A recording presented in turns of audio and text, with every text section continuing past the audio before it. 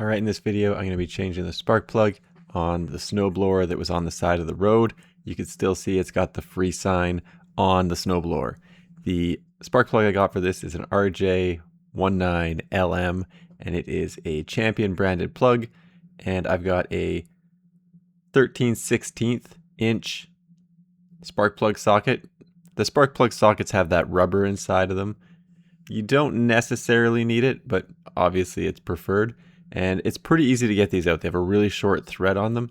Anyway, I do want to change it instead of cleaning it because this snowblower is over 20 years old and I'm not sure if this is the original spark plug. It's not too messed up. I guess it's a little bit fouled, but I figured I would drop the $5. I do have a short video that I did just for this video, which is on how to clean your spark plug if you don't want to buy one. You can see the gap on this is about right, 0.03.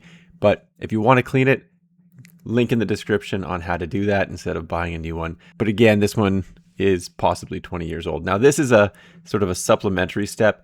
I did talk to the owner. They didn't know the last time the snowblower was actually running. So I'm going to put a small amount of oil into the cylinder on this, and then I'm just going to slowly pull over the cord so that the piston gets moving and there's oil on it. Now, if you're using your snowblower all the time, you don't have to do that because your engine oil would be circulating all the time anyway.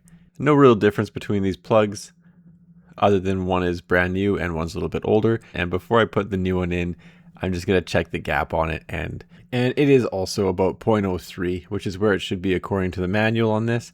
And you don't necessarily need to use a torque wrench. The manual says snug, which is fairly open for interpretation. But normally I try to land between 10 and 15 foot-pounds. And for this, I went to 12 foot-pounds.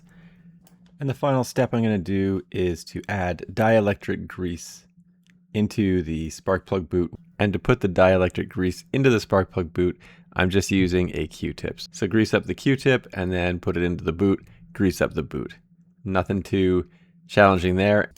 And then obviously put the spark plug boot back onto the spark plug.